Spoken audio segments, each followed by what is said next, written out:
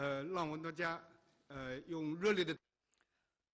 Please give a warm round of applause to welcome President Barack Obama.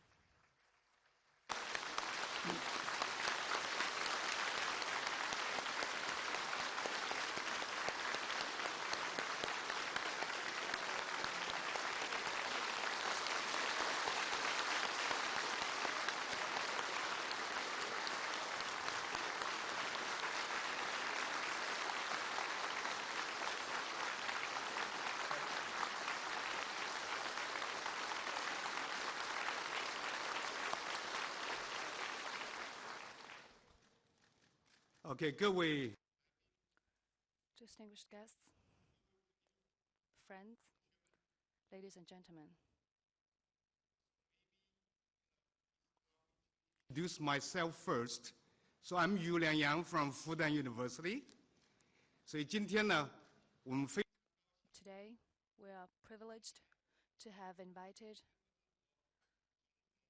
Mr. Barack Obama, President of the United States of America.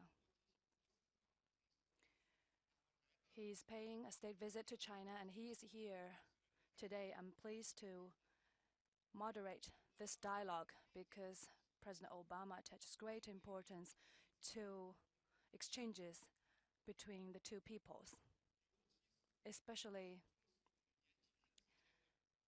exchanges between young people of our two countries. So today, we will use a very free and relaxed way, in a pleasant way, to have this dialogue with President Obama, and we will discuss China-US relations, the future of this world,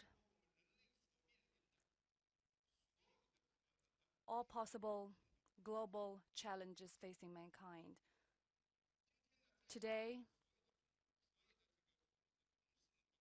our colleagues and students can raise questions, and at the same time, we have a student panel. Questions from the internet posed by the netizens to the President Obama. 所以我们这里的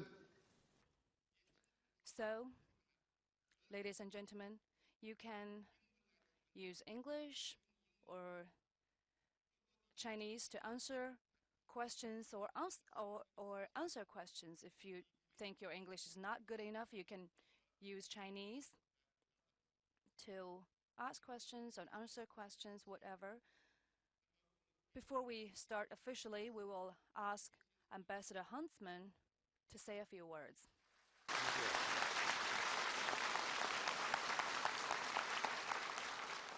杨校长，谢谢你。可是我们在上海，我应该说家家 no， 对不对？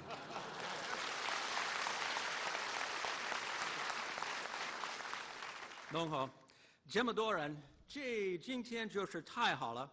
美中关系30年这个时刻，从双边、地区和全球的角度来说，最适合进行一场好的交谈。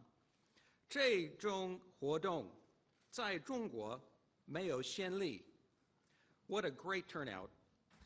This timing could not be better for a good, open conversation bilaterally, regionally, globally on this, the 30th anniversary year of U.S.-China relations.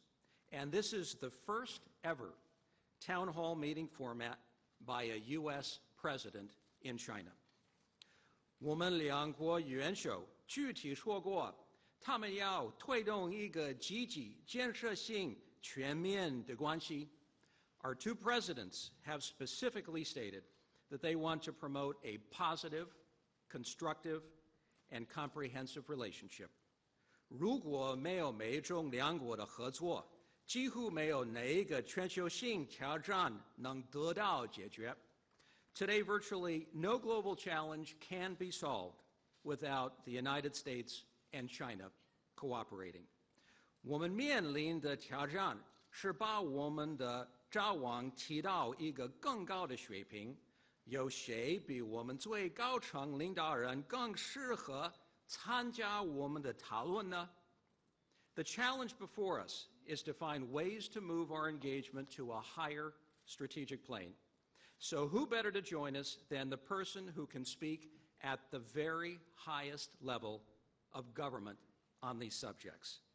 那我很荣幸向你们介绍第44任美国总统巴拉克 Obama. Ladies and gentlemen, I give you the 44th President of the United States, President Barack Obama.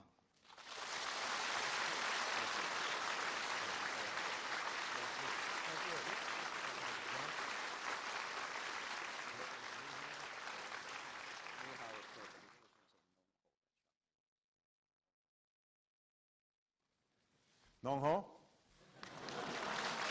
Good afternoon. It is a great honor for me to be here in Shanghai and to have this opportunity to speak with all of you. I'd like to thank Fudan University's President Yang for his hospitality and his gracious welcome. I'd also like to thank our outstanding Ambassador John Huntsman, who exemplifies the deep ties and respect between our nations. I don't know what he said, but I hope it was good. What I'd like to do is to make some opening remarks, and then what I'm really looking forward to doing is taking questions, not only from students who are in the audience, but also we've received questions online, which will be asked by some of the students who are here in the audience, as well as by Ambassador Huntsman. And I am very sorry that my Chinese is not as good as your English, but I am looking forward to this chance to have a dialogue.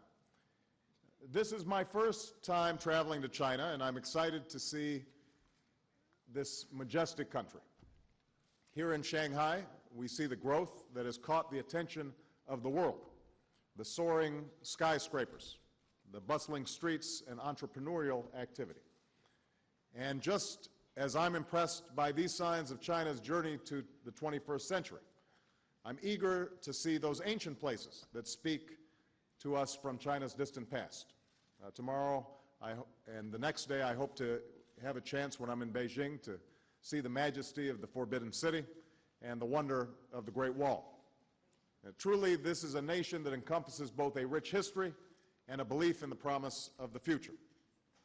The same can be said of the relationship between our two countries. Shanghai, of course, is a city that has great meaning in the history of the relationship between the United States and China. It was here 37 years ago that the Shanghai Communique opened the door to a new chapter of engagement between our governments and among our people. However, America's ties to this city and to this country stretch back further, to the earliest days of America's independence. In 1784, our founding father, George Washington, commissioned the Empress of China, a ship that set sail for these shores so that it could pursue trade with the Qing dynasty. Washington wanted to see the ship carry the flag around the globe and to forge new ties with nations like China. This is a common American impulse, the desire to reach for new horizons and to forge new partnerships that are mutually beneficial. Over the 2 centuries that have followed, the currents of history have steered the relationship between our countries in many directions. And even in the midst of tumultuous winds, our people had opportunities to forge deep and even dramatic ties. For instance, Americans will never forget the hospitality shown to our pilots who were shot down over your soil during World War II and cared for by Chinese civilians who risked all that they had by doing so. And Chinese veterans of that war still warmly greet those American veterans who returned to the sites where they fought to help liberate China from occupation. A different kind of connection was made nearly 40 years ago, when the frost between our countries began to thaw through the simple game of table tennis. The very unlikely nature of this engagement contributed to its success because, for all our differences, both our common humanity and our shared curiosity were revealed. As one American player described his visit to China, the people are just like us. A country is very similar to America, but still very different.